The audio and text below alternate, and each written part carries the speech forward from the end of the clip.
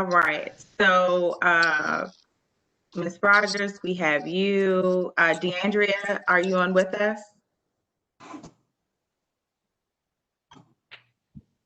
I'll text Okay. her and see. Okay, we'll come back. Mike Beechler, I saw that you were on. Present. Mr. Benjamin James. He's not on with us quite yet. Mr. Lafferty, I see you, Steve. I'm here. Good morning, Steve. Good morning, Savitra and Stacy. Good morning. Seth Blumen, I see that you are on with us. Good morning. Good morning, Mr. Benjamin. I will mark you as present. Matt Carpenter, I see that you are with us. Present. And I just got a note about Mr. Patoka. Okay, so we'll need to send him the link, and we'll do that in just a moment. Is Mr. Adams on with us? Morning. Good morning. Oh,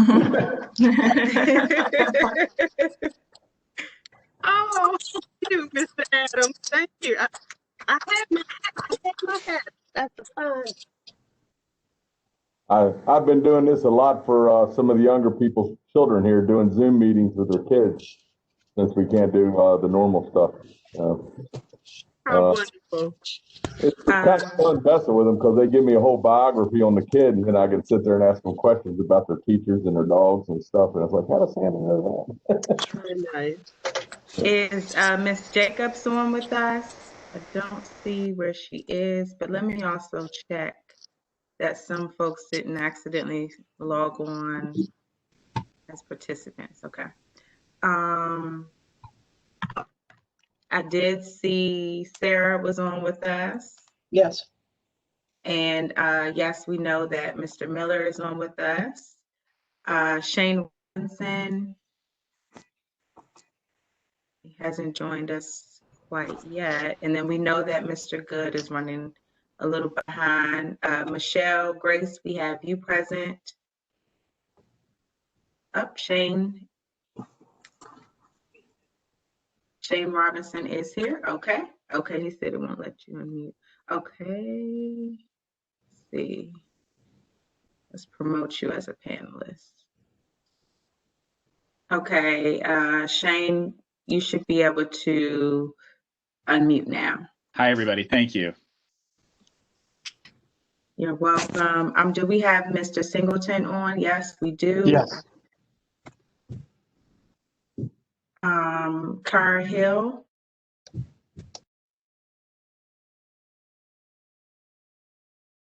see, okay, not present with us as of yet. And last but not least, Mr. Addison.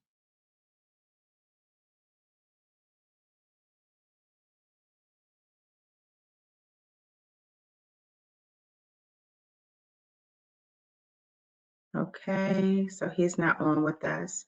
Okay, so we'll go back and check, but is Delegate Hill on with us? Yes, I just promoted her to panelist. Good morning, Delegate.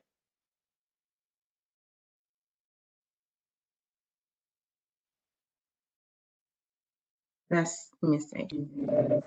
Okay, try to say something again, Delegate Hill. Okay, can you hear me now? Yes. Good morning. All right. Good morning all around, all around the morning. Thank you. All right, well, let us get started. I have the time as 10:04. We will continue to check the roll as we go through. And if you join and join Savitra, if you put something in the chat to say just have them email, we'll make a note in the chat when they arrive. Okay, we'll do. Okay. So again, good morning, everyone. Welcome to our third solid waste work session. For those of us from the community, I'm Stacy Rogers, Baltimore County Administrative Officer, and I have the honor of chairing the solid waste work group. On behalf of County Executive O'Shaughnessy, also extend greetings to our work group members and members of the public today, and we wish you all a happy and safe holiday season. Before I begin, just a few housekeeping rules with respect to our meeting. Our meeting session is being recorded. The materials, work group members, the materials shared for the Zoom meeting, you should have received the slide deck earlier in the week, and all of the other meeting materials we'll review today. The WebEx chat feature should be utilized for comments or questions so that we can gather the information for further follow-up. We will monitor the chat box throughout the meeting and address as many questions as possible. But as has been with our last two meetings, we will formally respond to questions and send them out to you after our meeting with the follow-up meeting materials. We will have breaks throughout the session for discussion and questions for work group members who are on camera. If you would like, you can please raise your hands to be acknowledged when we get the question and answer, or you can also place the message in the chat that you have a comment.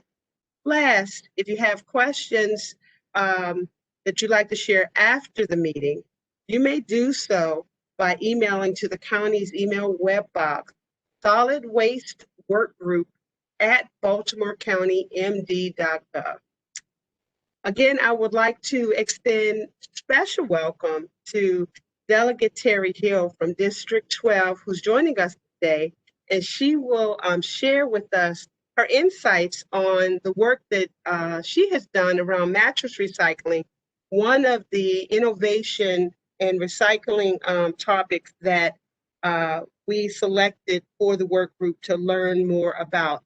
So Delegate Hill, again, welcome to our work group, and we look forward to your comment.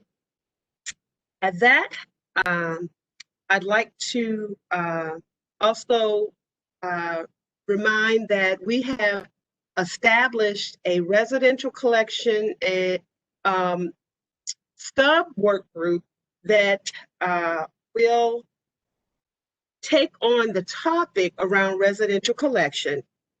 Two of our members, current members of the work group, Mr. Singleton and Michelle, are going to join that work group. We also have Council Member Izzy Patoka is going to join that sub work group.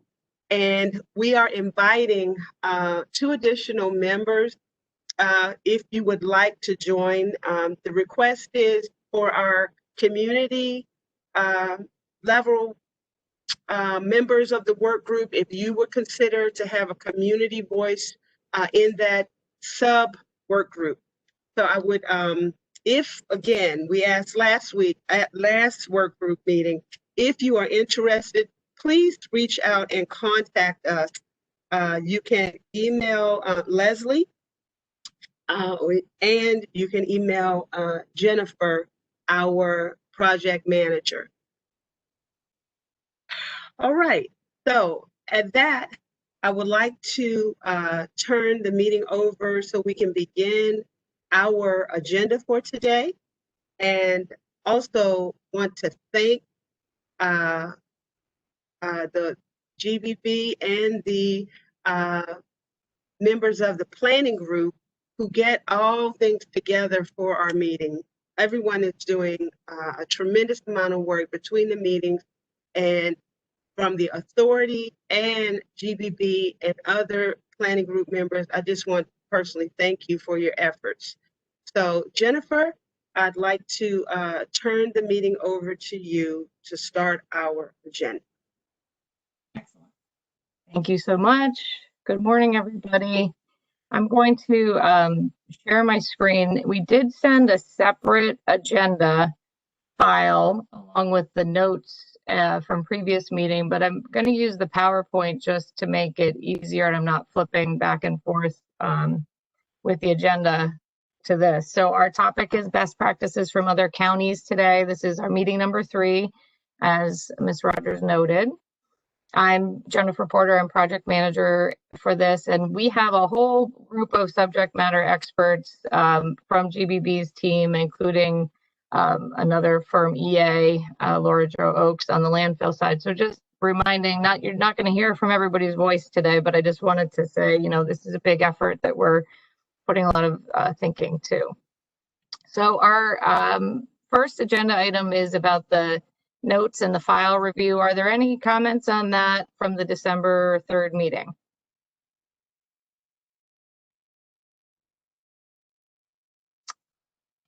Because basically we will take off the draft watermark and then these will be shared as final from the work group from the December 3rd, both the notes and the chat.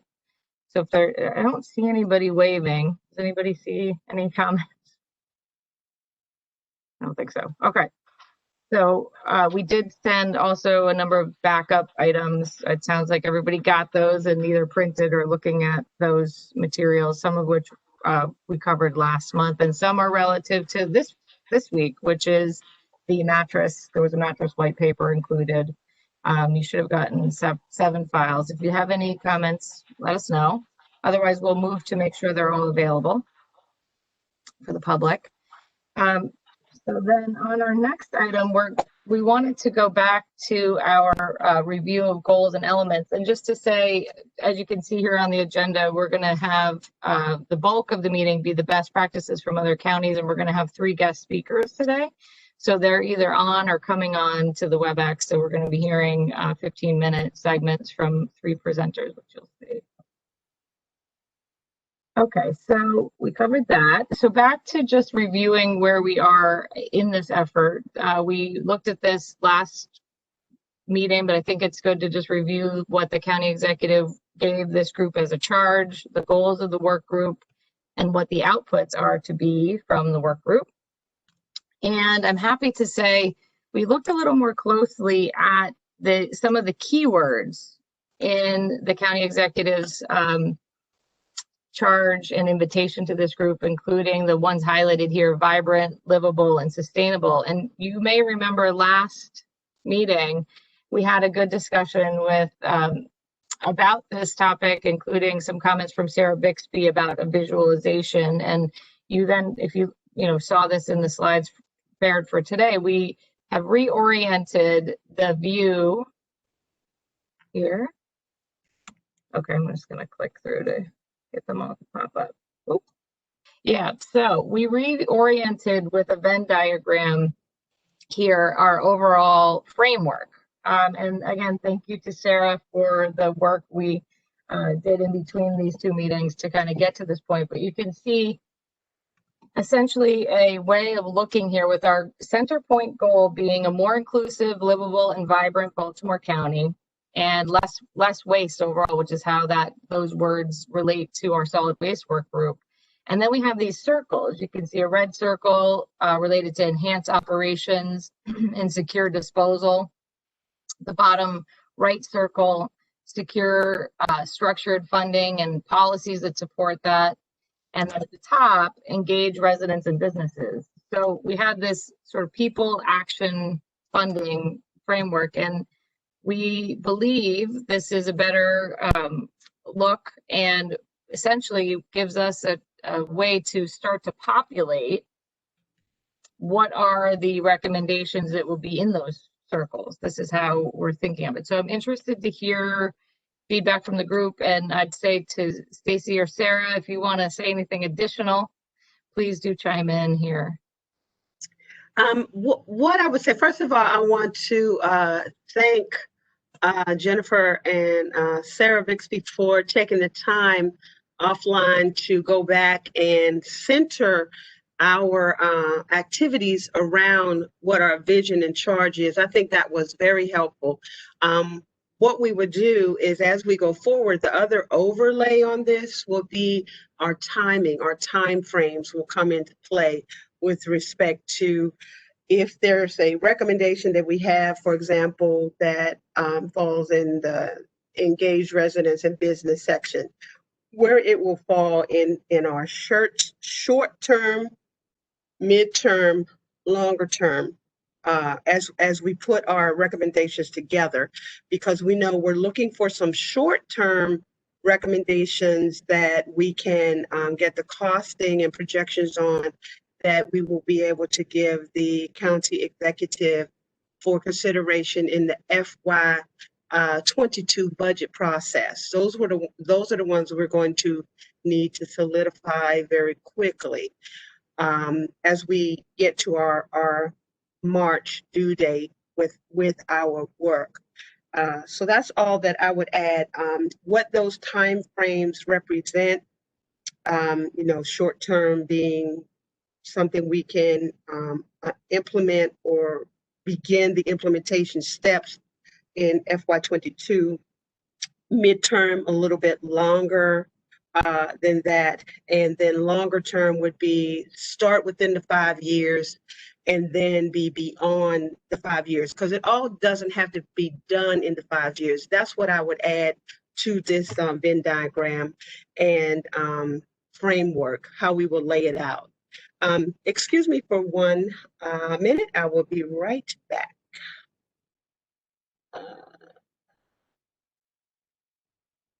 Any other, or Sarah or others want to chime in on this?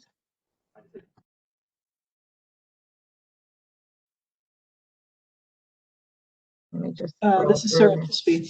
Mhm. So the one thing that I would add to what Jennifer has said is that I think this is really an inclusive way to approach what your county goals are, because, you know, everything then that gets considered and discussed, you can hold it up against this and say, how does it contribute to one of these? And it's a way to help prioritize not only in timing, as Ms. Rogers has said, but also against its contribution to one of the approaches that are the 3 circles that contribute to that centralized goal. So thank you to Jennifer for listening to me and trying to understand what I was trying to say last week. Sure, of course. Any other comments on that? Let's see here. Hey, Jennifer, is that Adam? Yeah. You responded to my question and gave me the last 5 years, and I kind of had a feeling, but I didn't know it was actually 0 in 2020 as far as the time that was transferred. And the cost went down to 0 too, or the cost to the county. Mm-hmm. So basically, they went from spending $10, $11 million in 16, 17, transfer trash to, and maybe this is more for Matt.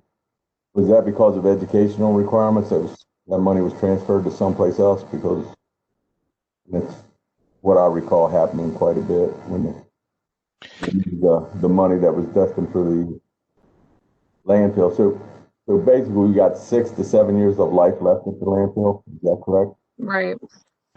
So we got to come up with something and also start finding other ways to avert there. Okay. Colleagues, Yes. we have a special visitor that stopped by that would like to take just a few minutes to say hello. I'm going to turn. No, hey, Oh, everybody. great. Just wanted to thank you all for the incredible work you all are doing. I know this is a challenging feat, and we mentioned that when we started this process, but one of the joys of being virtual, I guess, is that we don't have to take a snow day, as I was talking to the AO. Really looking forward to the findings and the recommendations, and I have the financing on my schedule. I'll be joining you all for that. I've got some of the other innovative dates as FYIs. I'm going to try to join, but really I know from talking to the AO and our one-on-ones, a lot of really great work's being done here. I think it consumed most of our last one-on-one. Appreciate all of you. Hope you're having a safe day and everybody's has a happy holiday and a good new year, but looking forward to connecting in more detail soon. So I don't want to take any more time, but just to say thanks. Thank you so much. As a guest too. Oh, Delegate Hill, I understand you're on today too. Long time no see. Saw you last night. Thanks Shoot. for presenting today. Appreciate you guys. Thank you. Thank you. Okay. Exciting. Yeah, he happened to drop by to ask a question, and I said, "Well, say hello to Hey, hey. my whole one-on-one this week was about the solid waste work group." Okay, so I'm sorry, but I thought that was important that he take a minute to say hello. Mm-hmm. Thank you. That's great. So Ed, Mr. Adams was just making a comment, and Matt, did you want to say anything back related to that, or was it confirmation? It's pretty much confirmation. The money was basically redirected back into the general fund as it was increasingly facing to address shortfalls and structural effects within it. Not necessarily education was a big chunk of it, obviously, with the Schools for the Future program and trying to fund that overall in general. But in general, it was a management decision to redirect the funding back into the general fund. And what was that question? I'm so sorry. And Matt, the question that you were responding to. Ed was just basically talking about, I guess, the funding, how it dropped off from taking the transfer away from the landfill, and that by putting the trash back in the landfill was decreasing the life to the point of where we kind of are now. And he was just sort of confirming why that was done. The funding for it was redirected. Okay. And I think Mr. Adams's point about the landfill life being relatively short here, and that is one of the the looming crisis. I remember the CE saying in our kickoff meeting, the looming crisis of the landfill filling up is part of our charge. And that does tie into the next slide. Does anybody want to say anything else on this, on the Venn diagram? Looks like we're good.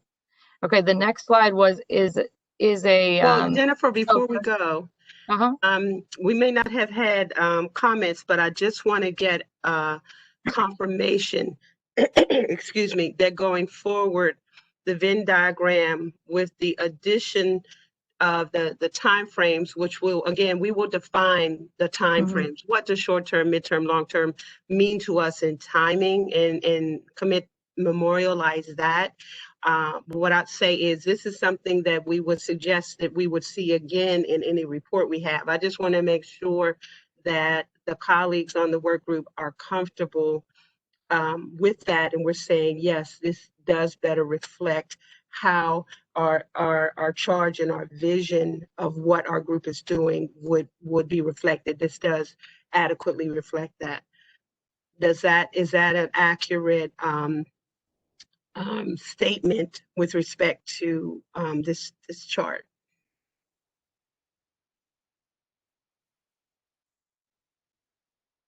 Okay.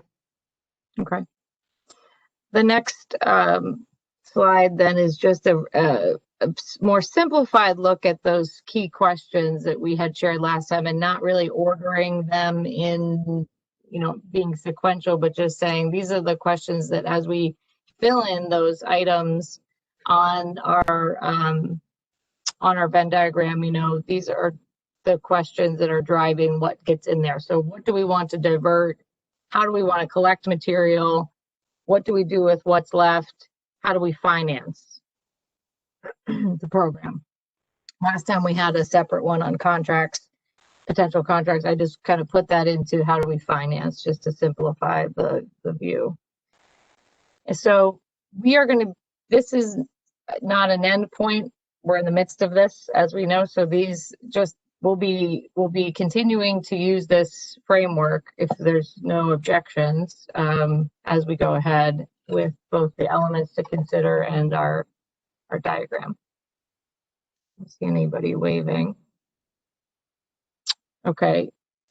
The next slide then, if there's no comments, is moving us into our consideration of best practices. So based on the topic of today is the best practices from other counties. But I wanted to say last week, 2 weeks ago meeting, we talked about strengths and weaknesses of the county system across all of the segments. So you remember we had collection, transfer, drop off, MRF, all the items. So we have started as a group to put together some items to consider. So these topics have either been covered already or are going to be covered by upcoming speakers that we're going to be hearing from. So what we want to do here is to just keep talking about this list and figuring out both, you know, what's missing, what we want to take off the list that we don't want to consider, because just remember, in terms of prioritization from this group, we're heading toward your February 18th meeting, which is meeting number 6, where we're going to be doing some prioritization with you in a live activity, where we're saying, we're hearing from you about the items that you definitely want modeled in the tactical plan, because what we endeavor to do is bring back the cost information for implementation, because a lot of these things, the very first question that someone says is, well, that sounds like could be a good idea, but what's the impact both on diversion and landfill space, and then also on system costs and structure. So we have the kind of key points here, and again, based on what we have seen so far in the review of the system and things that could be looked at as we move ahead. Any comments on these or anything stand out? Jennifer, this is Steve. I don't see anything regarding reduction. Right, and I guess if we're talking about less waste, then we need to talk about reduction as well. Right. So the reduction, I think that's a good point, Steve. The thought with these practices is these are the ways that we're going to start to potentially, some of these things or others are the ones that we'll put into our Venn diagram to produce less waste and meet our goals, right? So in and of itself, these are more getting us toward what some of the actions could be if we go back up here to meet our framework, right? So that I don't know if that answers your question at the point of reducing. Jennifer, can you go back to the other slide too? This makes sense. Reduction is what to divert, what can we divert? So if we look at that, or even we can change this maybe to say, starting out, how can we reduce it? Diversion, because see, the first one is here, but for me, what to divert, or the whole diversion question, if you go to the next slide with the things we've talked about, it's under diversion. That's what needs to show here. What things on here relate back to that, right? Yeah, what things on here? So is it food scraps? Yeah, taking that out of the mix. Is it what if we would then take these best practices pieces and align them, or a nomenclature that I'm used to using that might help us with this is bucketize what's here under those things. You know, how do we diversion on the front end, then what is responsible and a responsible way of dealing with the rest? How do these things right here, because for example, the whole mattress recycling is diversion. If we go back and then align these things to make sure that we've covered, go back up for a minute, Jennifer. This might make sense. We align those things we've talked about. We talk about best practices under these areas. Is there something here that we're missing? And see if the best practices align under at least those top 3.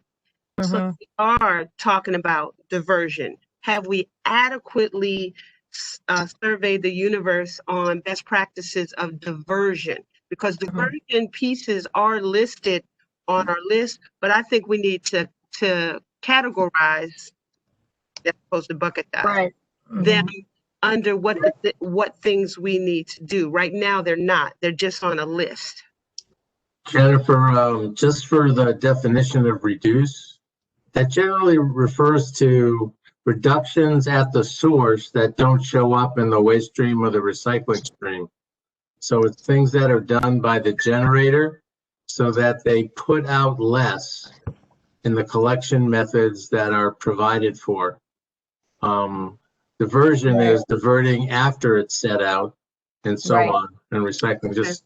So something like promoting donations to, charities is a reduction, because it ends up going another way, but not into the collection system that the county or commercial haulers provide for.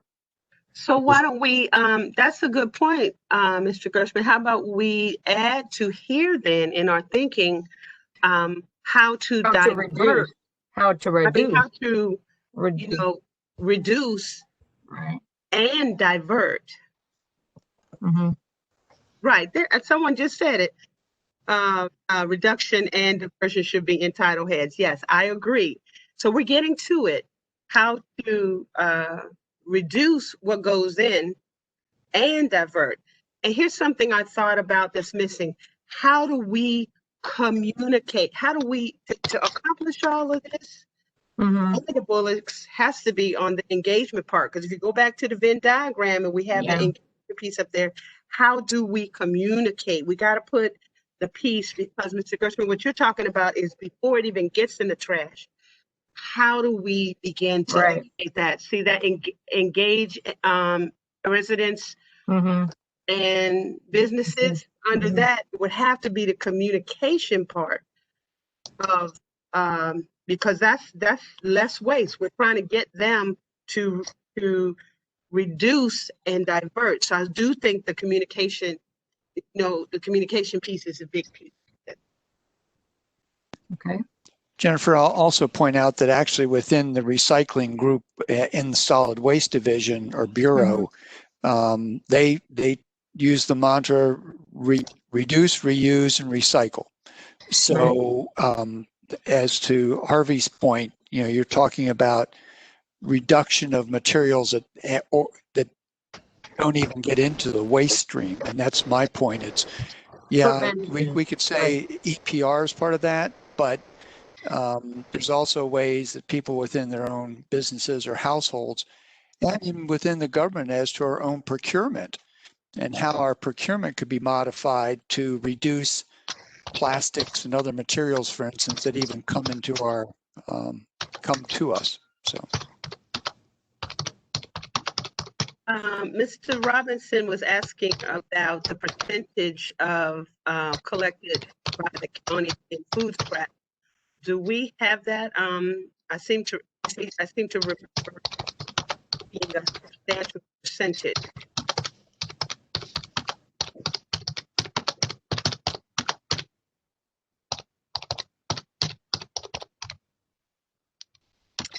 We have there's a 30 to 40%. If you're following chat as well. Got it. Thank you. Mr. Singleton, were you trying to make a comment? You're still, if you are, you're still. Yes, I was. The EOW trash, is that meant to imply that best practices is an every other week trash collection? Well, it's one of the topics that we are going to cover, or we have want to talk about in terms of economical ways, especially with adding in food waste collection, which would have to be a weekly collection, and wanting to have recycling weekly. That is a best practices from some communities we're going to be covering. So we have that as a discussion. And whether that would be, Mr. Singleton, a recommendation that we would put forward to this PD once we have the cost analysis. But I think we should put everything we believe in this whole best practices arena. If there's other things, especially as we go forward, and we have asked you all to ensure if you have other things, white papers, anything that we want to put in the mix of the consideration that can be cost analyzed by GBB for us, those will be a part of the consideration for the recommendations. This list is not an exhaustive list yet. What I would say, it's an accumulative list. Whatever else would need to go as practices as we go along. We can keep using this, so just, we'll keep using it as we move ahead. Okay. Okay, welcome, for the Ms. sake of Good. time. Thank you for joining us. I think we have everyone now, don't we, Savitra? For the sake of, Miss Hill is still, she hasn't joined us yet. Miss Hill. Kara, okay, no problem. I'm sorry, Jennifer, go ahead. Oh, no, I was just gonna say, for the sake of time, maybe we'll move ahead. If Yeah. that's okay. Okay.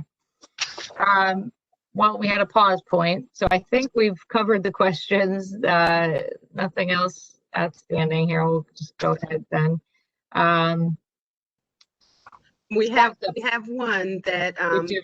zero waste experts can provide a comprehensive list of how to maximize reduction and diversion. Right. So we welcome that if we can get the zero waste, if there's a list from the zero waste experts that have some ideas about maximizing reduction and diversion, that'd be fine. Okay. So on to our status updates.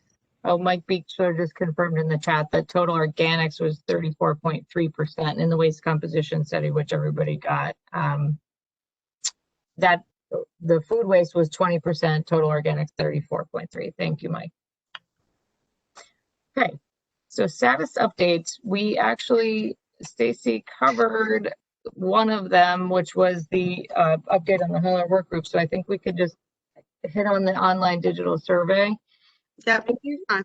Yeah, thank you so much for everybody's feedback. This has been an active item since the last meeting, and I'm happy to report we have streamlined text. We have clarified the rolling cart terminology, which was one of the more commented items from the group, and we've had a parenthetical addition that describes it as a wheeled container with handle and lid to most clearly identify what the roll cart is. We've also filled in zip codes for folks to choose from so we can reduce errors on the entry, because at the end of the survey, this is also at the February 18th meeting. It's going to be a fascinating meeting. We're going to be sharing the results of this survey. So at that meeting, we want to be able to share geographically the distribution of respondents across the city by zip code. So we want to make sure that field doesn't have entry errors. So we have the zip codes pre-loaded now for the zip code field. And also, since last meeting, when we took everybody's comments, we benchmarked our survey a little more closely with other jurisdictions' recent surveys. And you saw, I put up some of the key benchmarks around number of questions and whether or not they went to both residents and businesses. And you can see our survey is actually a good bit shorter. I know we had some communication about, not wanting to over ask, and we've really tried to streamline questions. And as someone goes through, they don't answer every question based on how they respond to previous ones. So the maximum time we're saying is 10 to 15 minutes, but we've had people complete the survey in about 4 minutes also. So we think that it's in good position. And Vitra, we've been working with you very closely this week as we prepare for translation. And I want to thank this group for the discussion last month, 2 weeks ago, on translation, and we are advancing that. It looks like we will have an English version and 2 other versions, Vitra, I believe. Stacy, I think that's the path we're heading on. We're gonna have English, Spanish, and French. In the summary, I think we put in there what the county's languages were. Yeah. What we are indeed researching. We definitely know we can get the translation piece done for Spanish with no problem, because we have the Spanish translation resource within. Savitra is researching also a little more on the other languages that are the top languages. Savitra, do you want to cut and paste that in the chat so people see what the research was and what Baltimore County's languages were based on the census? Yes, I'll share that. Okay, and our goal is, if we are indeed able to get that accomplished in the various languages, if the group agrees, we will do our best to do that. We're looking at our translation contract that we have. HHS has some translation services that we're going to try to do to quickly do it. Thank you. We're very excited about the translation part, and I thank you to everybody. The next communication you will get then will be we're finalizing with communications tomorrow, the county communications, in terms of landing page and the promotion. Our group here, the work group, meets again for meeting number 4 on January 7th, Thursday. The survey goes live on the 5th, which is also the day that we'll be sending your prep materials. So you will have the survey. It will go out with your package on the 5th, which will be, you can then promote the survey links to your networks at that point. So we're not yet ready, but it's very close. So thank you. And this again, there were a couple, you may have said this, Jennifer, I was multitasking right there, that when we were trying to look at the length. A couple people expressed concerns about the length of the survey, and so we did some additional benchmarking. The other questions that came up was about the business community. I think we answered them in the questions, the summary questions from the chat from the last meeting, but I want to express that a part of the reduction effort is going to have to be with the residential, the business side as well. Mm-hmm. Okay, any other comments here? I just want to move us along for our timing. So my question again, Jennifer, is are we, for the group, are you comfortable now seeing how our number of questions benchmark with other jurisdictions who have recently done surveys?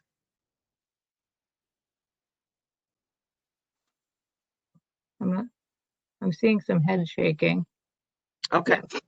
Each time you all ask something, we try to go out and get the information to address it. Okay. Then Stacy, this we covered. Yes, we Right, did. okay. Knowing that we're still looking for 2 members to join us. Okay. And I think Councilmember Patoka is on now. We want to thank Councilmember Patoka for his willingness to add these work groups and this additional subcommittee to his busy schedule. So thank you, Councilmember Patoka. Sure. Thank you, Stacy. Thanks everyone for being part of this effort. Thank you. I think there was one other thing I meant to say about the sub work group. We have added 3 additional caller representatives to the sub work group, because we had an original group of 5 caller representatives in the work that we did last fall. So we asked them to come back in.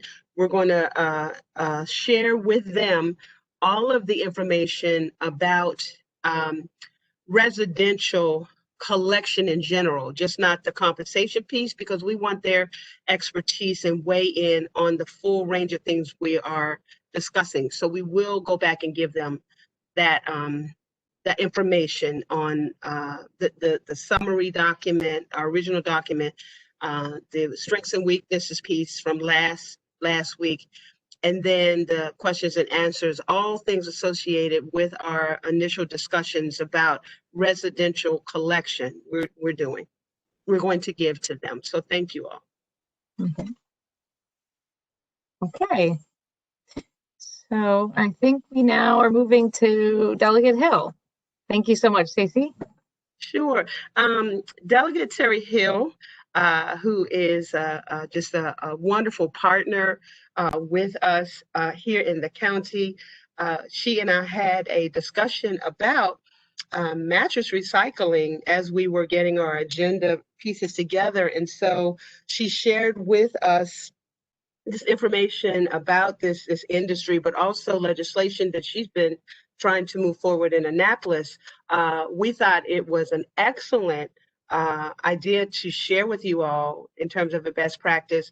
And we wanted to invite Delegate Hill, as she agreed to come and talk to our work group about mattress recycling and the work that she's doing in the General Assembly with respect to this issue area. So Delegate Hill, again, welcome. And we turn the floor over to you. Well, I thank you. I want to thank all of you for the work you're doing, and I want to especially say hello to my former colleagues, Steve Lafferty and Shane Robinson. They've both heard this presentation way too many times, so I'm sure they're going to put their earphones and listen to some music for the next 3 or 4 minutes. But I thank you for the invitation to be here. As Stacy has said, I have introduced legislation 3 or 4 times in Annapolis, trying to find a way to get the state to include mattress recycling in its waste stream management, or at least to get local jurisdictions to do that. And so it's very exciting when the executive put you guys in here and had bulk items like mattresses as part of your mandate. And everything you've spoken about this morning, really mattresses fit right into a lot of your work. So can I share this screen, Savitra? Or can you, do I? Yes, give me one moment. I will transfer. Okay.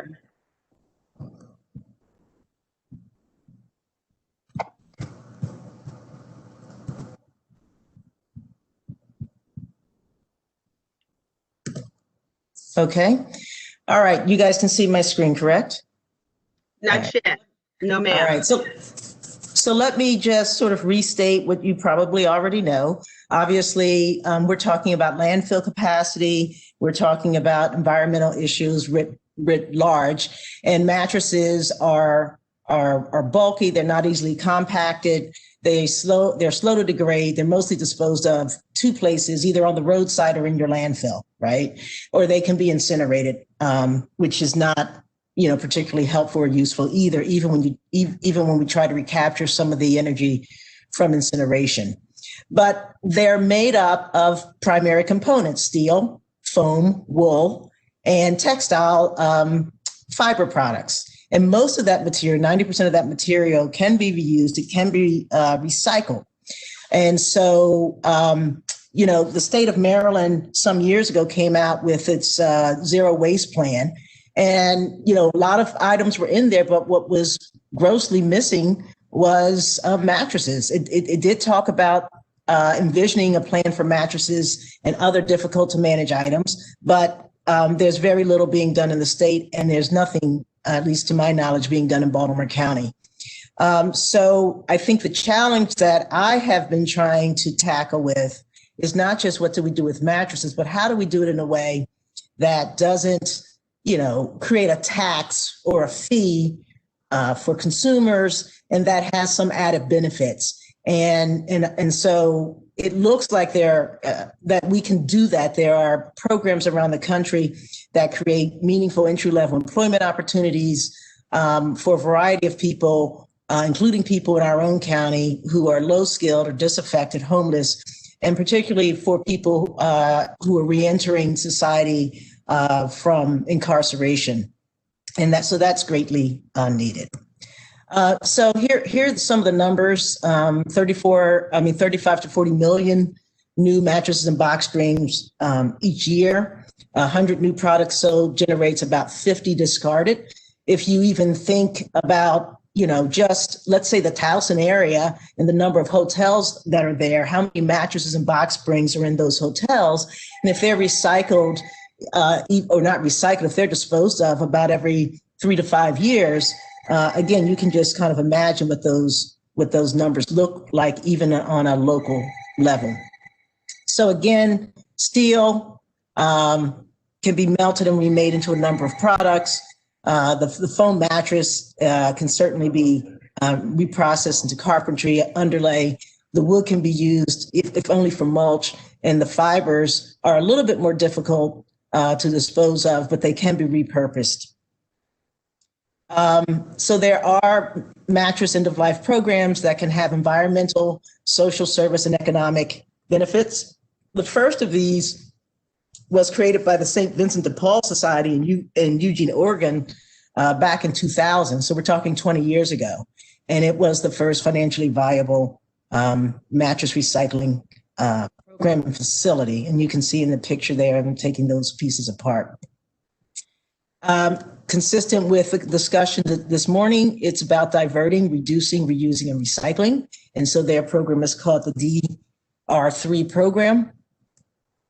And again, it's financially viable, about 90% recycling rate. They process over 300,000 mattresses annually, and this is that I'm giving you is about 2 or 3 years old. Employs about 50 people. The profits that they make, however, because it gets the money gets put back into some of St. Vincent de Paul's other programs. So the work of this one DR3 program benefits about 84,000 low-income, homeless, and at-risk individuals every year. Okay, this is not a statewide, this is a local program, and they've expanded it to different jurisdictions. They reconstruct mattresses to sell refurbished beds at an affordable price, and they create pet beds from old mattresses. So we're not seeing the slides. We could share them with the group after. Is that what? Oh, so you're not seeing them? Yeah, I'm not seeing No, them. ma'am. Okay. All right.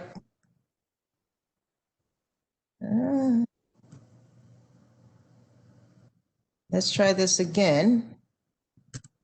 Is that, you seeing anything now? Yeah. Yes, that's it. Oh, sorry. Well, I'm not going to start over. I know you're begging me to begin again, but I just won't do that. Okay. But we will send, we can share them. we will send out Delegates Hill slides to you after the meeting, like we did our last meeting. We'll send this one out. Okay. So in any case, process over 300,000 mattresses annually, employ 50 people full-time, and their profits benefit because of the reuse of the money, 84,000 folks.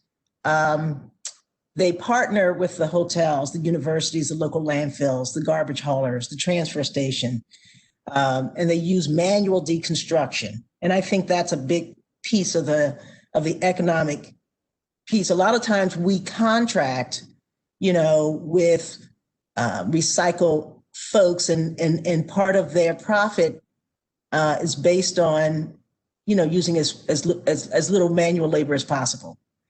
And I know in some jurisdictions that as time goes on, they begin to pull things out of the waste stream because it's too hard for their machines to handle it. And so communities are actually recycling less and less because the machines that we've paid for to do the work can't do what human beings can do. So they recover about 85 to 90%, and it hits the goals of conserving landfill space, protects the environment, provides jobs, et cetera. All right, let's see. There's another group, the UTEC Mattress Recycling in Lowell, Massachusetts. Similar idea. They actually employ at-risk youth. They contract with the municipalities, et cetera, assisted living facilities and hospitals. They provide the training, the experience, the workplace skills, and they teach environmental values. And in both of these programs, it's not just the deconstruction factory and the manufacturing facilities itself. It's also people, who will go and pick up a mattress. We could have, for instance, a satellite at our landfill where people bringing mattresses could drop them there, and those could be carted back to the place. And because there is money, and I know this varies year to year in terms of who's going to take the recycled products and do something with it. But there's also opportunity in Baltimore County for us to, have other businesses that can actually make use of what's generated.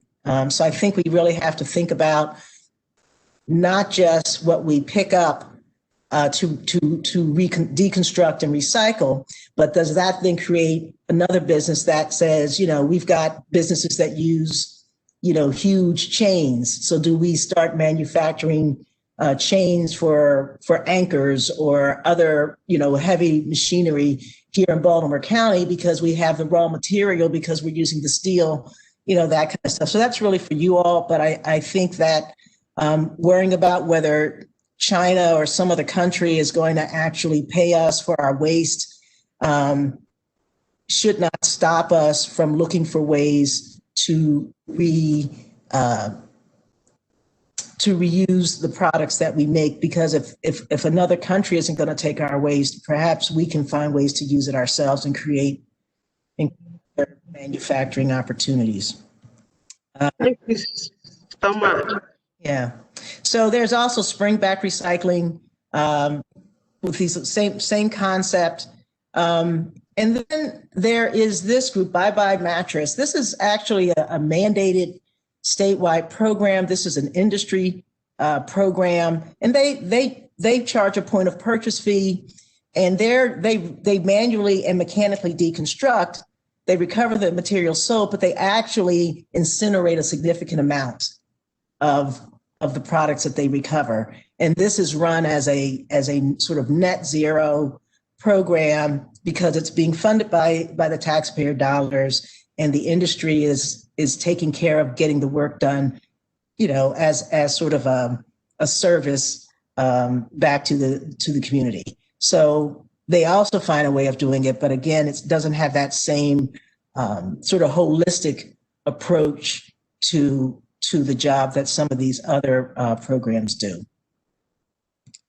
So, in the end, I'm hoping that the county could come up with a process and a program to lead the state in putting this issue to bed.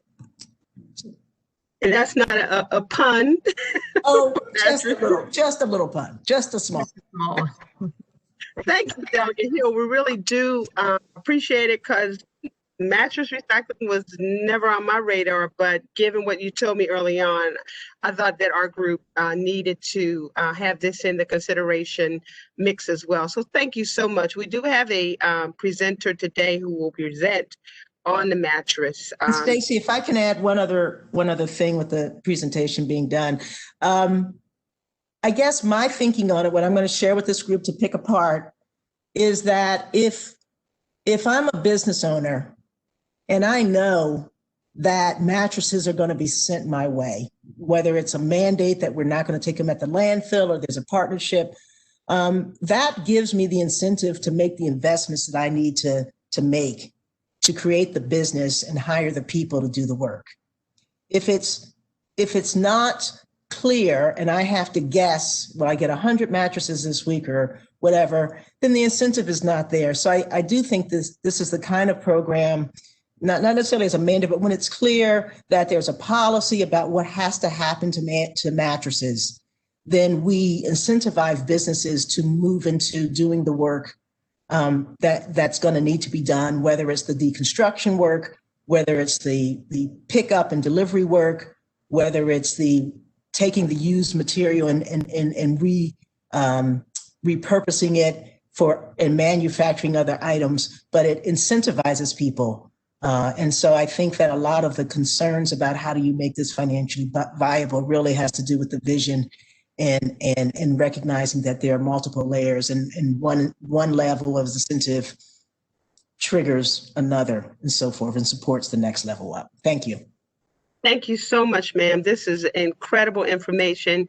And we do have a presenter from Mattress Recycling to give us insight on mattress recycling in Maryland.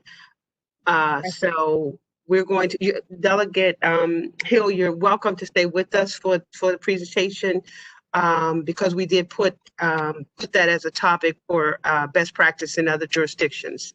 So Jennifer, do you want to introduce our guest? So we are, Matthew Young is on here, Savitra. Thank you so much, Delegate Hill. So we can promote. Is he able to speak? Can you hear me? Yeah, perfect.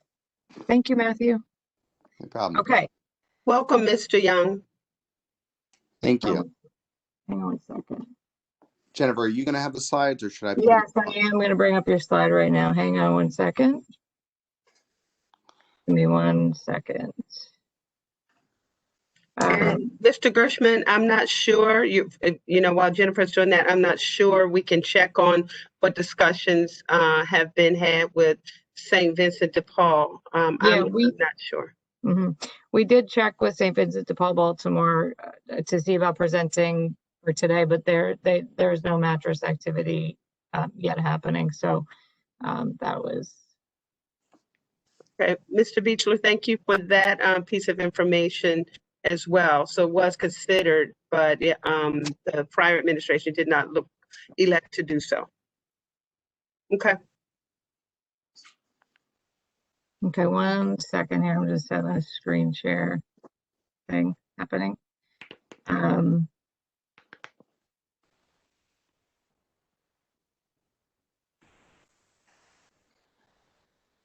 Here we go. It should be.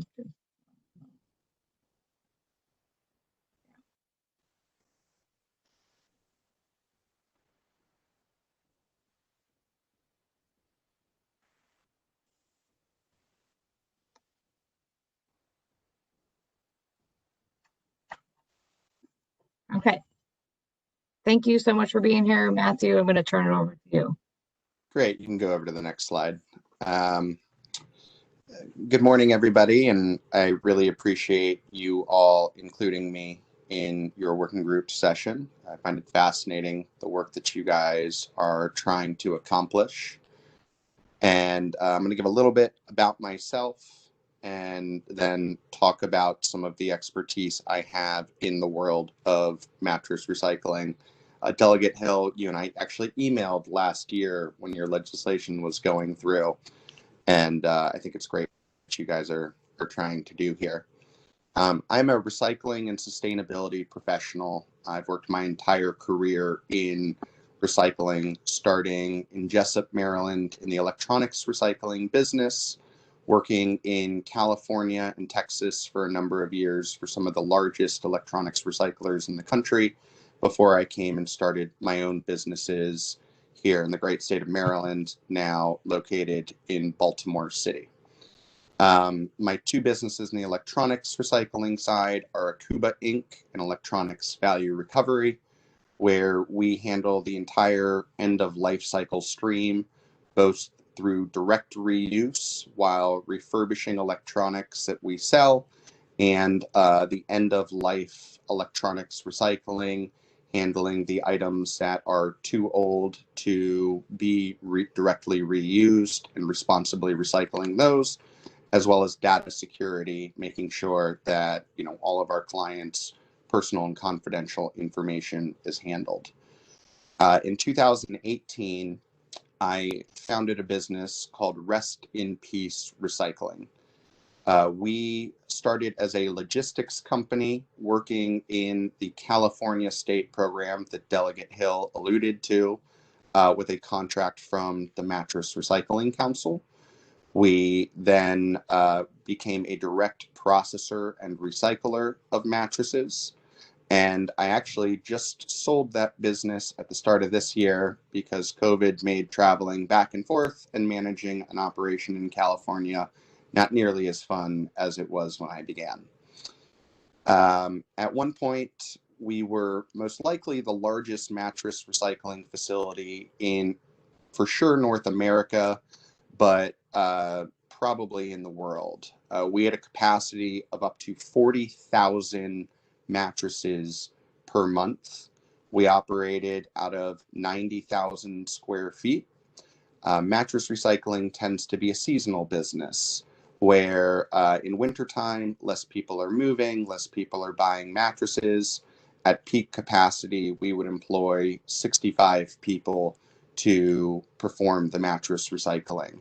And as you alluded to, Delegate Hill, we're very familiar with DR3, and we would work with them on when they were overflowed and overfull of material, take some of their excess material. So being born and raised and based out of the state of Maryland, I'm probably one of the people with the most hands-on actual recycling experience in the state, having done and executed on this at a really high degree of scale. Also, outside of independent single site facilities that like DR3 in Eugene, Oregon, and some of the other programs that typically operate on a tipping fee model, i.e. somebody brings them a mattress, they then pay a $20 or $25 fee, and that unit is recycled. In terms of the volume of mattresses recycled in the country, the Mattress Recycling Council does oversee and manage the largest quantity of those mattresses.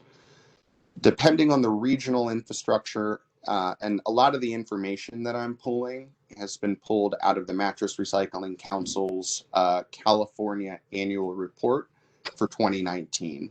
It's a wealth of information. It's publicly accessible, and it talks about, you know, tangibly in the real world from people who have a lot of experience doing these sorts of things, what realistic expectations are. According to that report, I believe there are 15 unique recycling facilities operated by, I believe, 9 companies. There was a range of a recycling percentage from 63% to 82% of actual material diverted from landfill. I'll also just say, to Delegate Hill's point, in the California program, there is next to no incineration done because of how the state of California manages and regulates. Incineration does not count as diversion for the state, and all of the recyclers out there have specific targets to hit in terms of their recyclability rate. So, if you could go back real quick, I'm sorry, Jennifer. What I would say is that a very important aspect to what recycling and diversion percentage can be achieved is the regional infrastructure in place to be able to handle these particular items. There are certain streams that, without, you know, the downstream ecosystem in place, become much more difficult to recycle rather than in other areas where there is a more developed infrastructure. You can go to the next slide, Jennifer. So there are typically about 3 models. An advanced recovery fee model, which is what's used by MRC. It's a tax done when people purchase a new mattress from $9 to $11, and then that money goes into a designated trust fund and is used to support and maintain recycling. Landfill bans, the first one of these nationwide just went in, or is about to go into effect next year in Massachusetts. It'll be interesting to see how this goes on, but it will shift the burden of the recycling costs onto the consumer. The third is the tipping fee model. So like the companies Delegate Hill was specifically talking about, if you call them up and talk to them, they're generally charging generally about $25 per mattress.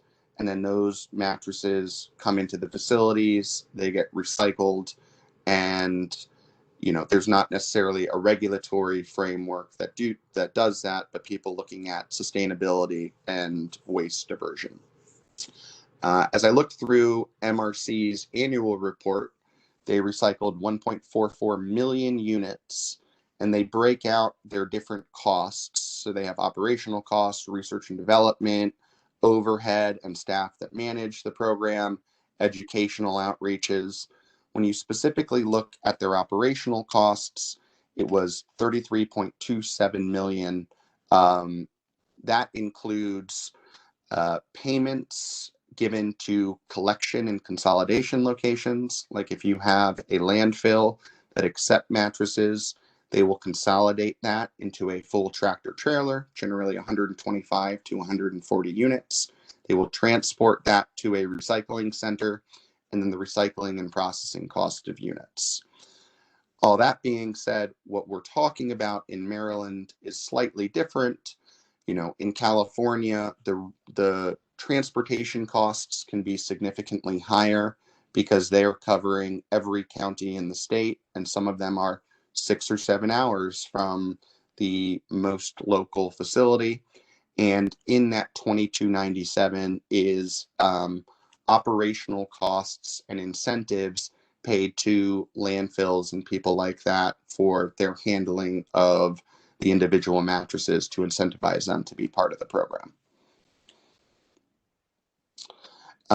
Also, as Delegate Hill alluded to, the core items recycled are steel, foam, topper. That's the layer that you sleep on. It's a mix of fabric and polyurethane foam, cotton, and coconut fiber.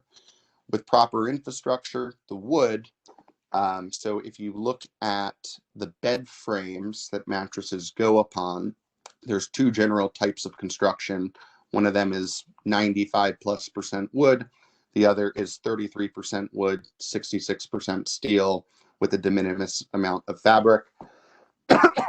And that can be diverted. It can be used as mulch products. It's extremely difficult to do. If you ever actually recycle a mattress, you will find there's about 300 staples that's used to attach the fabric layer on top. And nobody wants to have metal in the mulch that they're spreading around their yard, but could also be used as ADC or in cogeneration for the generation of electricity. I will say that cogeneration specifically is allowed in California for 3 or 4 more years, and that is a significant downstream of using wood waste to energy. From my perspective, at least, the 3 main challenges I would see in bringing these sorts of facilities to Maryland is even in a manual, not heavily automated process, there are significant capital outlays and upfront investment required. Steel yards, steel recyclers, for example, will not take mattress springs unless they're compressed, and they make specific types of baling equipment that compresses those steels. The ability to grind the wood to create to get it into a form that can be ready requires specialized equipment, and you need balers to be able to consolidate your foam, topper, cotton, coconut, and other types of items. In my experience, your initial capital outlay for a facility is going to end up being north of $500,000. And like Delegate Hill said, entrepreneurs such as myself who would be interested in recycling mattresses, you need to have some sort of confidence that there would be volume of these materials and a consistent flow before that sort of capital outlay is done. Matthew, I just want to keep a few minutes for the group too to talk. Let me just, we have one more slide after this. I think this is the last substantive slide. Great. The only other 2 factors I would say is that in the state of Maryland, at least, the wood recycling and processing infrastructure is not as mature as it is in other states. And there's a unique type of steel that comes out called pocket coils that is steel encased in fabrics. And those are very difficult to recycle, and you would need significant volumes to justify the equipment required to actually be able to develop clean streams from that, though the Mattress Recycling Council is investing significant financial resources into developing more cost-effective solutions to do it. And that's what I got. Thank you. Thank you so much, Mr. Young. This is just fascinating. You never thought the things you never think about in life. I think Mr. Beechler often reminds us, and in the video it said that you put the trash on the curb and it magically goes away and people just don't even think about it anymore. You buy a new mattress and your old mattress, either you take it to the residential drop off, or you pay a fee for the new business to the new mattress, whoever you bought the new mattress from, to take it away. You don't even think about where it goes. So thank you so much. We will send out the slides, colleagues, so you will have them for further review as we move forward in our deliberations and process. So thank you very much, Mr. Young. All right, Jennifer. Anybody want to, yeah, no, great. Anybody have any mattress comments and questions before we move to our second speaker? I'm not seeing anything. Okay. Thank you so much, Matthew. Much appreciated. And thank you again, Delegate Hill.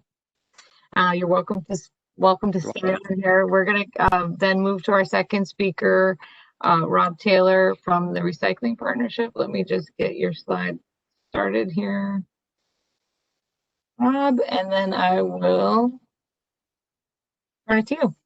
Thank you very much, Jennifer. Good morning to you, and thank you all to the committee members for letting me have a little bit of your time this morning. My name is Rob Taylor. I'm the Director of Grants and Community Development for the Recycling Partnership. We're a national nonprofit organization that works across the United States, really with a focus on advancing residential recycling. We do this work with the support of companies, and we do it primarily by providing technical assistance and financial assistance to local governments, because we know that to advance recycling in the United States at our households, the primary way that residences receive recycling services in the US is through community programs. And so a lot of our resources are geared very specifically to supporting local governments. We do this work with the support of over 50 companies. These are all the funders of the Recycling Partnership. They're all stakeholders in the success of recycling in the US. And I'll just stop and say that the partnership is working heavily with the city of Baltimore, and we've been building a relationship with them for more than a year now. And we would love to begin to build that same sort of relationship with Baltimore County and find a way to support your residential recycling system. So next slide. I mentioned that the partnership provides technical assistance and financial assistance. Our primary financial assistance comes in the form of grants. We have a CART grant program that's built and intended to help local governments implement curbside recycling programs with carts. We run an ongoing RFP, so we take applications from communities today and all year long that responds to requests for funding. This is a standard grant program we have that offers up to $15 per recycling cart, and it also includes an additional $1 per household to support education and outreach. We also have the opportunity to customize our grant making for special opportunities. And so, for instance, if a community really needs funding for trucks instead of carts, we can pivot our funding that we would have offered for carts. We can pivot that funding to support the procurement of recycling collection equipment. And any grant from us comes with technical assistance that will really support the program implementation and also build the expertise at the local level to support the education and outreach. Next slide. So why do we think that it's really important to invest in recycling carts? We believe, and we know this from working with communities across the country, that cart-based collection is the most efficient way to increase and sustain high residential recycling rates. Carts are really the best way to respond to public demand for recycling services. Citizens see that provision of service as a clear sign of their community's commitment to protecting the environment and investing in sustainability. It's really one of the most tangible ways that individual households and your citizens interact with environmental actions on a daily basis. And of course, offering recycling services, effective recycling services, really connects to meeting your sustainability goals. Recycling not only diverts material from disposal, saving landfill space, but it has a significant greenhouse gas reductions component as well. Next slide. So let's talk about some of the advantages of carts. As you implement cart-based recycling, more material moves from the garbage can and into the recycling bin, so therefore you have a decreased disposal cost. Cart-based collection can be a lot more efficient, that you can do it with smaller collection staff. So you can move from multiple people on a collection crew to single person collection crews You can do that by automated collection or semi-automated collection, but we see much more efficient collection systems with carts. So just to give you some quick numbers, like a manual collection system might route to serve 800 homes a day, whereas a cart-based collection system can serve 1,100 or 1,200 homes a day. And so you run less trucks. It also, with the cart, which has a lot more capacity, typically carts are either 65 or 95 gallons in volume, and that gives you the opportunity to move to every other week collection for recycling if you want. And one of the most important elements of cart-based recycling is that you see a substantial reduction in worker injury. It's very protective of workers, and an unintended benefit of carts during this time of COVID has been that you decrease the employee interaction with the collected materials. So there's a big safety component associated with carts. Next.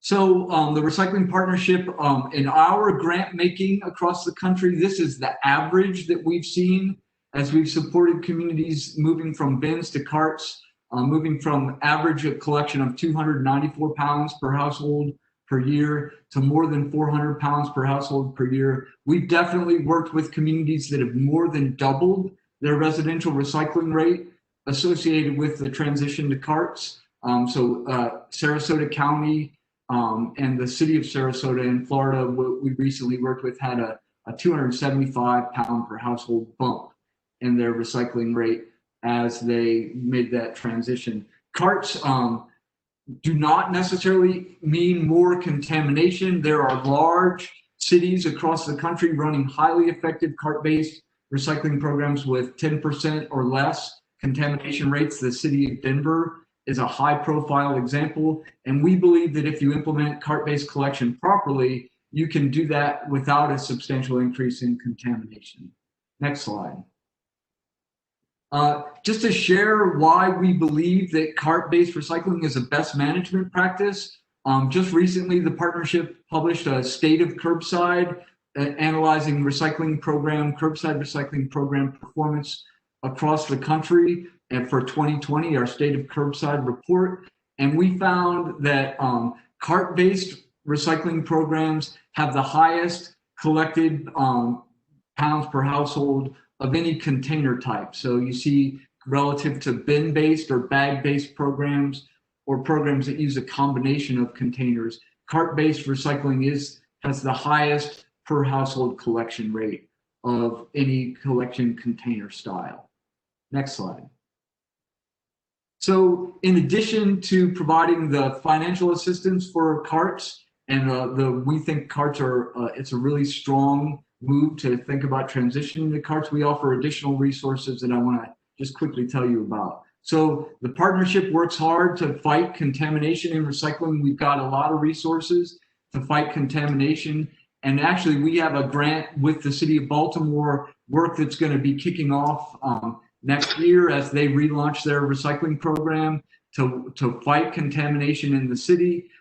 These kits include tools that help you fight contamination both at the drop-off recycling system and curbside. There's a MRF survey that you use to interact with your processor to make sure you're focusing your efforts on the most prevalent contaminants. And we also support the training of folks to do inspections on the street. Next slide. So speaking of inspections on the street, we promulgate and promote what we call a Feet on the Street program. This is a systematic approach to fighting contamination if your community has a contamination challenge. A very high profile example of this work is the work we're doing in Atlanta. But basically this involves inspections of recycling carts in a way to provide direct feedback to residents if you're experiencing contamination. The best way to prevent contamination is to educate and stop it before it starts. But if you do have a challenge, this is a highly effective way to fight that. Next slide. We also have what we call an online campaign builder. This is a free tool to help you design and implement education and outreach materials. These are customized materials printer-ready artwork that you can take and deploy. Let's look at some examples of what this system produces. An information card explaining to your residents what materials are recyclable and what materials shouldn't be included in the bin. An oops tag that can be used to for curbside recycling inspections like I was just talking about. And then a top issue mailer to really focus on the primary contaminant. And for most programs across the country, that top contaminant is plastic bags and bag recyclables to help you fight those. Next slide. So that's a quick run through of the things I wanted to share with you. I'd be happy to talk a little bit more about carts or any of the resources that the Recycling Partnership has to offer. Mr. Taylor, we want to first of all thank you. We have a number of questions. I don't think that we'll be able to get to them all, but we would say as we go through our deliberative process, if we could send questions to you. I do want to try to get to a couple that I've been reading as you were presenting. There's a couple of things about the contamination piece.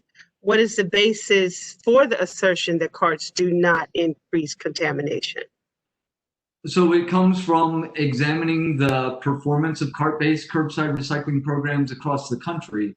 It's true that it's easier for materials to be hidden in carts that you cannot see during the collection system, because a lot of times the cart gets dumped into the truck without the inspection. But again, because we've worked with so many programs, and you can see that, you know, for instance, we worked a recent grant that we just completed in Red Wing, Minnesota. We did careful analysis of before and after contamination rates as that community made the transition from bins to carts. And we found no impact on the increase in contamination before and after. And I have that data in a report that I'd be glad to share with the folks that are asking questions. Again, there's a common perception that carts can lend challenges to contamination, and I don't dispute that. But what I'm saying is that a move to carts doesn't automatically create a greater contamination problem, especially if you do the work ahead of time to inform your public properly. So a couple other quick ones. Did the partnership fund the city's carts? I know we got some preliminary information about how there are funds or grants available to help transition to carts. That's one part of the finance question. Then I have another one. If you wanted to answer that one, there's another question I'd like to ask on that topic. So the Recycling Partnership is very motivated to support the City of Baltimore's recycling program, and we're also super motivated to support the county's program. And I don't want to get ahead of the city's announcement or any announcement they might make, but I'll just say that we're very interested in supporting them and look forward to helping them as they relaunch their curbside recycling system. We've made major grant commitments to big cities across the country, and we would love to make one to the City of Baltimore, and we'd love to make one with Baltimore County. Right, that's the bottom line, that there are some resources and funds available in terms of grants to support these programs. Yes, ma'am. Just to give you some quick examples, we just finished executing an $825,000 grant to the City of Omaha. They launched cart-based recycling on November 30th. We're in the final stages of securing a $1.1 million grant to the City of Louisville, Kentucky. So with large communities like Baltimore or Baltimore County, we can bring to the table, seven-figure grant making to support the purchase of recycling carts. Okay. So the other part of that is about the resources that would be needed for the our hauler community. Do you have information or data that you could share with us with respect to collection rates and fees that would benefit the haulers? because clearly if you're using the carts and the electronics to take the carts over as opposed to staff doing that, that would be some equipment pieces. Do you all finance those pieces, or information on costs associated with that that would result in any kind of cost savings for us to be able to help our hauler community? So I'll answer that quickly because I know we have a time constraint, but I'll just say that carts are compatible with traditional rear packer recycling trucks, and you can convert a rear packer to collect cart-based to collect recycling carts with just a $6,000 investment for a cart tipper. But to take the full advantage of carts, you make a transition to semi-automated or fully automated collection, which does involve recapitalizing the collection fleet. And so the partnership has made grants to support the purchase of recycling trucks in the past, and we would do that again, although our grant making is primarily focused on providing funding to local governments. We and you know, a lot of times haulers really appreciate the opportunity to make the transition to semi-automated or fully automated collection, and they very typically do that at the natural life cycle of a recycling truck. So it could be a transition. It could be a transition. Well, we have a list of questions. We will be back in touch. So we want to thank you, but list of questions as we do the deliberation. But thank you. Very informative. Thank you. I'd be pleased to answer your questions, and thanks for your time. Thanks so much, Rob. Okay, Jennifer. Okay, great. So we're on to our third speaker. We're moved a little bit into our open discussion time, but we should still have some time at the end for the group to discuss. And we're our third speaker. Again, we're in best practices from other counties. We have Rob Monson from Third Eye Systems, and I'm going to, in a moment here, turn it over to you, Rob. Go for it. Hey, good morning, Jen. Good morning, committee. It's actually Eric, Jen. Oh, I'm sorry, Eric. No worries. I've been called worse. I had Rob Taylor there. Eric Monson. I'm sorry. Thank you. No, it's okay. Yes, thank you. Appreciate the opportunity to discuss in-cab technology as it's grown tremendously in the waste collection market space. So you can go to the next slide, please, Jen. So really, the approach that we take as an organization with ESG being our parent company is we take technology and kind of turn it backwards, if you will. One of the things that a lot of folks don't understand, if you look on the far right, the collection vehicle, the latest and greatest collection vehicles are what we call connected vehicles. So somewhat like your automobile that you drive on a daily basis. Everything, it works via a computer system, and everything is able to talk to each other. So the truck itself has enough data points coming off of it on a daily basis that the truck, along with the chassis and body combination, will be able to give you all the information you need and the visibility you need in order to make better decisions faster. So really what we need to do is our whole objective is to take the driver out of the equation when it comes to trash collection. And what I mean by that is we want the drivers to focus on driving the vehicle as safely as they can.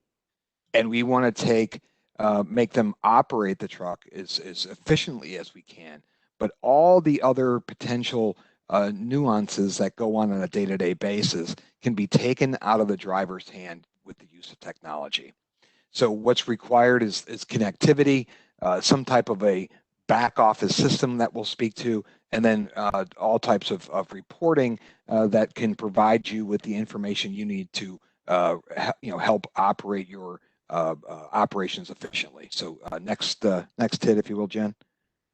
So from an ESG perspective, Heil on the body side, Third Eye, that we're going to really focus on today, is what provides that level of visibility and connectivity. SoftPack is just one example of a back office system where data can reside. And then Microsoft Power BI is just a report tool that makes it very easy and convenient to be able to establish very quick customized reporting. Next slide, Jen, please. Thank you. So that's what we do, and this is why we do it. So I know a little bit about an eye chart here, and I'm not going to spend a lot of time on this, but ultimately we look at what solutions are needed for the industry and what opportunity pools they address. So fuel efficiency, driver turnover issues, reducing spare ratios in the industry, technology from a maintenance perspective, and engine, and also safety. So we what new revenue opportunities are, along with what cost savings can be provided by looking at these opportunities and providing solutions that address these. So if you could go to the next slide. So this really, again, a little complicated, but really what I'm saying here is that Third Eye, as an example, provides a gateway. You see the little computer box on the left-hand side of the screen. And then our connectivity to the cloud is what pulls all of that data off of the vehicle. And then we can use all of that data to be able to provide better safety, more efficient operations, more cost-effective maintenance, and to be able to automate administrative functions. And then the reporting component that exists with that. So next slide. So this really just walks through the safety element of it. So if you look on the far left-hand side, when we say device or sensor, think of this as the vehicle itself. So all of the data that's coming off the vehicle as far as seat belts and traffic lights and speeding and scales, all that information is information that we are reading. And there are two types of that information that flows through this process. So one is the simple data that's flowing off the vehicle all the time. And then the second element of it is what we call triggered events. And those are events that we can use to help coach the drivers to improve their behavior. So as an example, speeding, rolling through a stop sign, rolling through a red light, slamming on your brakes, taking corners too sharp. Those triggers are activated by our system, flow an event to our review team. Our review team will analyze that event and determine if it breaks company policy, if you will. And if it does, then that event is pushed to the portal where you can sit with your driver and coach them on the behavior that they exhibited and let them know why it's important to not speed in a residential area, why it's important to stop completely at a stop sign, etc. So we've seen drastic improvement in the first 90 days of deploying our system with customer behavior from a safety perspective. One other thing I'll point out here it's kind of another benefit to how we do things is with all the cameras on the vehicle, they're always recording. And we can always go back into the system and pull past events to see what took place. So as an example, if a customer calls and says, "You missed me today," we're able to go back into the system and determine when we went by their house this morning, did we in fact miss them, or potentially was their cart not placed out for trash day, or property damage or injury claims. We get complaints of customers that, "Hey, you hit my car on the street when you drove by and picked up our trash this morning," and they file a complaint. We're able to go back, pull that data, and in fact see, did the driver accidentally hit the vehicle as they drove by, or did they not? So we can exonerate the driver at that point. So next slide, please, Jen. So the other piece of the technology that comes with our system is the ability to take a picture not only in the event of safety issues, but we also are able to take pictures from a service standpoint. So our technology allows the vehicle to get a snapshot of every service that is provided to the customer. It doesn't matter whether it's commercial or residential. It doesn't matter if it's a rear load truck, a front load truck, etc. Anytime that a service is completed, we are able to provide a snapshot of that service, a time and date that it occurred, and the address and reverse geocode of where that service occurred. So next slide, or next click, please. So you can see by simply clicking an event ID with this particular service, you can see here that the container that's being serviced, the picture of the house that is being serviced, and then there's a bunch of details at the top that show what is the service. So the customer number, the parcel ID, what the container service is, route information, all the details needed to identify that, hey, we were at this house today at a certain time and date, and we provided the service that we've asked for. So next slide. So here is also the ability to capture additional video requests. So if you push the button one more time, you can request a video from our system.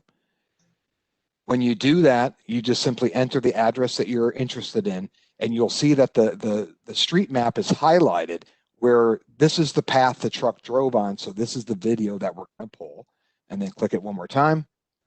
And then once you've clicked submit, that video will pull and you've done, and the video will show up in the portal where you can watch and see that, hey, our truck drove by this house this morning and this is exactly what took place. And this is information that can be provided directly to the customer. Next slide. One more thing I'll just point out, and then I'll turn it over for questions, is the last discussion around contamination. So again, we are able to put cameras in the hopper of the collection vehicles and are able to take snapshots of the material that is flowing into the vehicle as it happens.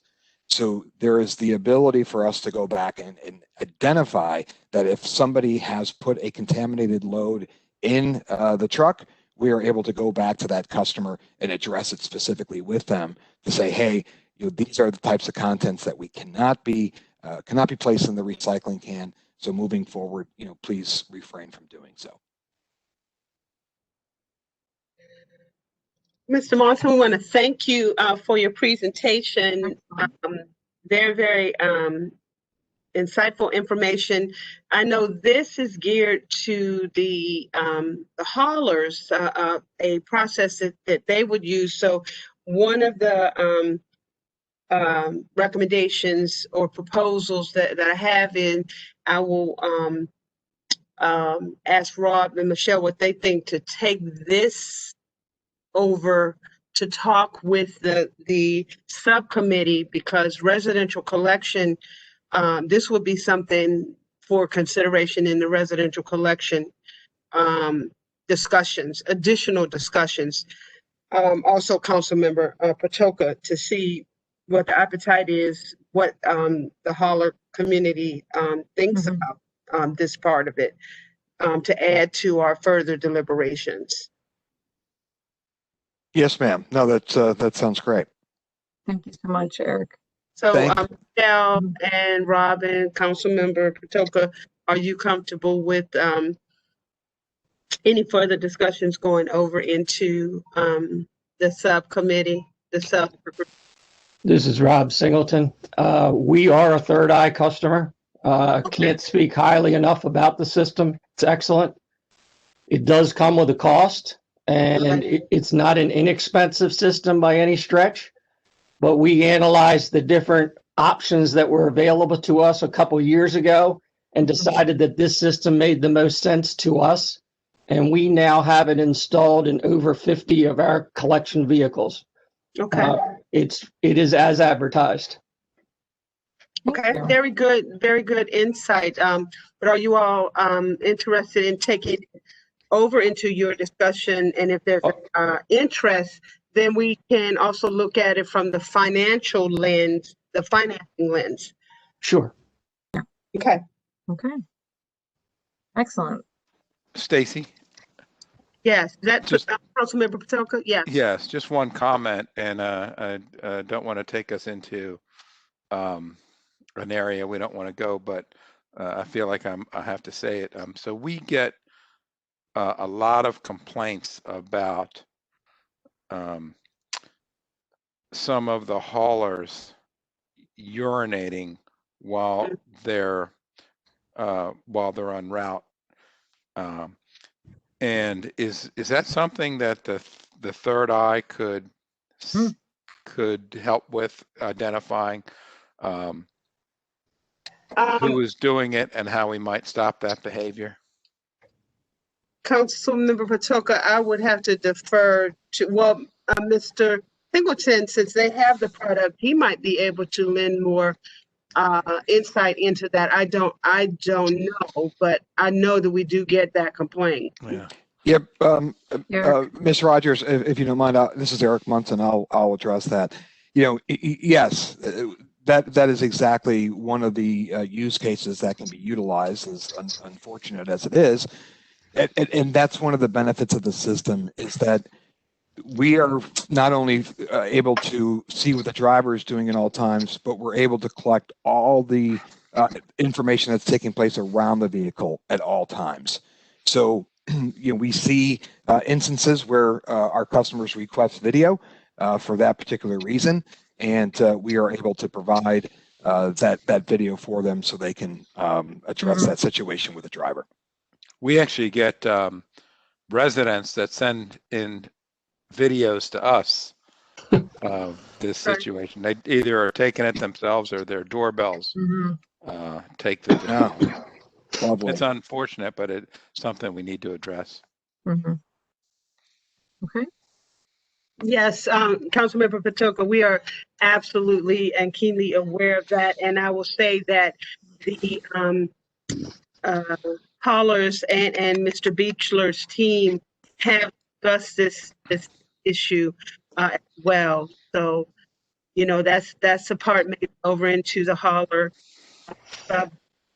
group we could talk about. But our colleagues who are going to participate in that sub-work group, the questions for me for this part would be, is it something of interest? And then looking at what kind of financial resources could be made possible to help support any of the policies who would want to transition as we look at financing of different recommendations and different technology and innovation. Okay. Okay, thanks. Thank you.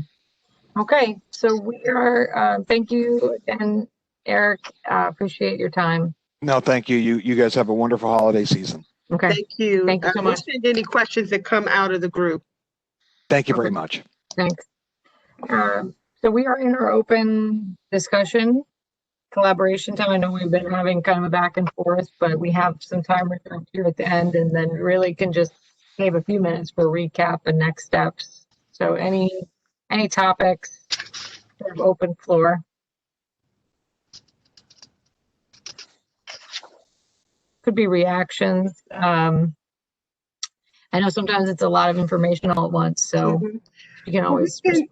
We can try to go back to some of the questions and then try to place them in appropriate, because some of these things fall into the holler piece. But back on the bins, I know there were some other questions about that beyond the contamination piece.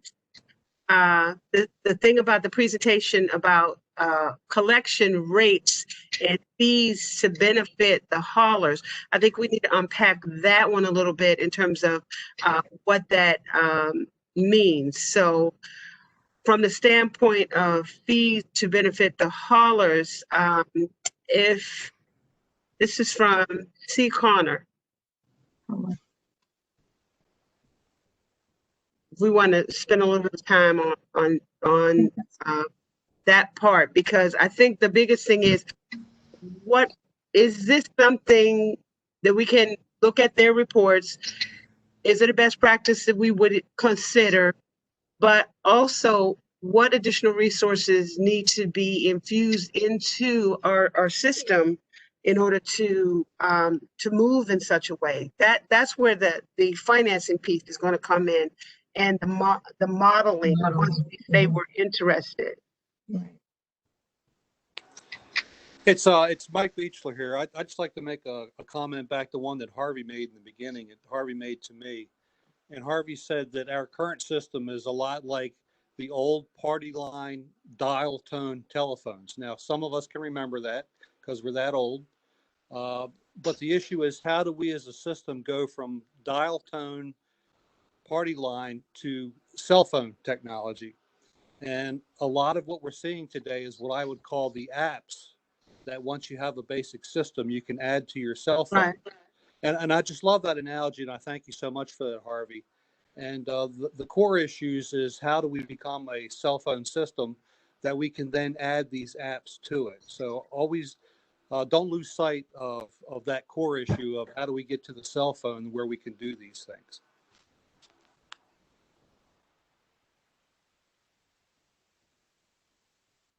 Yeah, and that's going to be a part of it. I think where it will start from this group, though, is what is it that we're interested? Just like when you go into a Verizon store, they want to show you, you know, everything under the sun, but based on what our needs are and what we factor in from a financial aspect, because of course our plan is a 5-year plan that we're trying to break out into short-term, mid-term, longer term, which can go beyond the 5 years when we do our little categorizing. But from the standpoint of what is it that we're interested in, what feature or what innovation, how much does that cost, and what would it take to do it, which is going to guide, I think, the timing. Where do we place it in terms of the timing, because then that will come into the financing. Because to finance any of these things, even as a joint venture, what could the county do? We've been talking about, even equipment partnership and financing to try to help with some of these things. Well, here's some technology. Are there grants out there similar to grants like the partnership offers on the carts? Is there something that we want to do, that there are other resources that we can look for? I think as we go forward, we need to determine what it is that we all feel very, very strongly would be something for the county to consider. Then we figure out what would it cost, and then what are some strategies to pay for it, and when.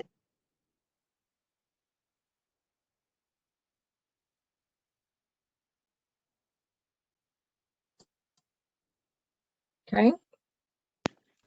Jennifer, can I just ask a question? We had earlier the slide about diversion and a laundry list of different options. Are we going to be revisiting some of those other items as well? Yeah, so the plan is, I had mentioned, we are going to be covering these as we move through with the speakers coming up. They're either things that we identified from the background work of the team so far and the speakers we have coming. So this is sort of an ongoing collection of items that we haven't yet begun with you all, the placing of these items into the framework here, right? So, and in terms of what gets in the framework, we know we need to model cost, as Stacy said. So that's, we're kind of building to that prioritization activity, which is really only 3 short meetings away. Of what are the items that you want to be modeled in more depth, so we can finalize if they are in the circles, right? So yes, Mr. Lafferty, this slide is to be sort of a working slide for us. Right. A building on, and that goes back to my point. If there are other things, for example, Steve, if you knew of other things that we need to bring into the conversation, look at it from a best practice, because like I said, this isn't an exclusive list. These are things that have come forward based on either people saying something to us about it or what GBB brought forward. But the white paper that was submitted, the zero waste information that's in the chat today, what are some other things we need to consider on the menu of things we want to make some recommendations about? Other things, I encourage you all to send those things in through the email so that we can put them out for consideration in terms of the propose and want to consider recommending, because the next step, once we have some things, short-term, mid-term, longer term, once we have those things, we have to then, DBB has to do the cost analysis, because they're going to do the cost analysis for us as to what it will cost. And then we plug it into how long it would take, starting with short-term, mid-term, longer term. Chaz, you got a comment? Yeah, is the best practices slide the summary of this best practices review from the white paper? There's In a the lot of background, very good information in this, but I'm not sure that I draw this list of best practices out of this from the white paper. Well, what I suggest is, if there are best practices that are missing from this list, because these are just things that we talked about, let's pull them out. Let's say we need to have more information on this piece. So when we get to the deliberative process of what is it that we want to be able to include, because I think GBB did their best to identify best practices and innovations in these 3 sessions that we're having that are out there that we could get speakers, but that's not the limit of what we can consider. If you know of it, and that's a part of the expertise we're looking to everyone for, if you know of it and we should discuss it, then we need to put it out there so we can. This is not an exhaustive list, bottom line.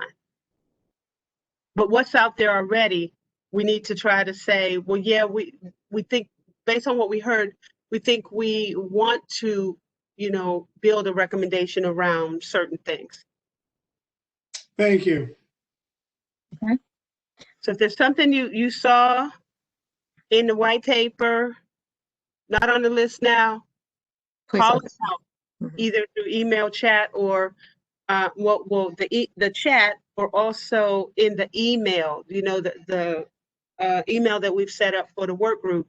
So we can pull it out there and say, here are things that the work group members are saying, we need to think about this. Let's see what information we can get on that, because we do have to begin to ferret out and identify, especially those short-term things that we want to recommend, because we want to put some things in the budget this year, make some recommendations to the CE for consideration in the budget this year. Okay. Okay. So is there anybody else wanting to speak? We're at the last few moments here. See if anybody's waving. In terms of next steps, we have I mentioned the promotion of the digital surveys starting January 5th. And our 4th work group meeting will be January 7th. And again, I noted we'll send the materials on the 5th, 2 days prior. I did want to clarify that with you, Chaz. Were you holding up the background memo? Or the white paper that was submitted by our colleague? No, it was the background memo. Yeah, okay. The best practice. 167 page document. Yeah, okay. I just wanted that, because I didn't think we have a separate one, Stacy, do we, on best practices, or we don't have anything else submitted to date? Right. Well, I'm the zero waste piece in the chat that we're following. Yeah, we need to look at the zero waste best practices. So fine, the statement in here where it says not really, our list is ideas, then maybe we'll change it to ideas and not best practices. Yeah. A list, this is a laundry list of what we know, or back to what we've been saying, building a sandwich. This is the menu of different things. But I think we need to look at the what zero waste consultants talk about with best practices as well. We do have some other presentations that deal with different parts of our operation. We're going to talk about disposal. We're going to talk about some other things in the other meetings. But for our before we wrap, I do want to echo to our community members who are joining us. Community members, as we've been talking about, the survey is coming. As Jennifer mentioned, it's going to be launched early January. So we are asking that those of you who have joined us over the meetings, the 3 meetings, and Savitra, how many persons do we have tuning in today? The highest I saw was 20. Okay, so we've had on average of 15 to 20 citizens per work group meeting. So if you're joining us, be on the lookout for the survey, and we are going to begin promoting once we finalize the survey, and colleagues on the work group, we're going to send out that revised link for you to look at. We took feedback that we got from you all, made some modifications. We'll send that link out. Yeah. Jennifer will be sending Yeah, that we're link. going to be sending the link for you to promote on the 5th, and then also the meeting materials for the 7th, which will be our next meeting.